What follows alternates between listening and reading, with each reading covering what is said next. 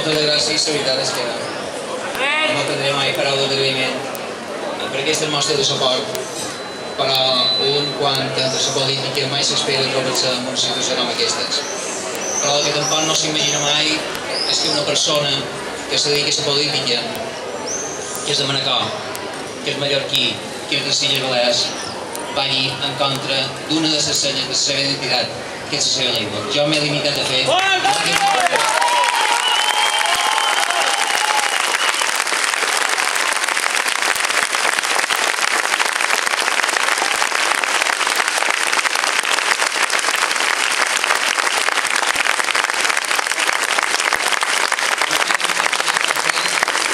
El que hauria de ser exigir a tots els polítics que volen defensar aquesta terra, defensar que és la nostra, que és la nostra llengua. Se pot ser de dretes, se pot ser d'esquerres, se pot ser de qualsevol ideologia, però el que no se pot fer mai és anar en contra d'una de les nostres senyes d'identitat que tant varen defensar els nostres codins, els nostres pares, i és la llengua que estimam, en la que somiam i en la que pensam. Simplement m'he limitat a fer això.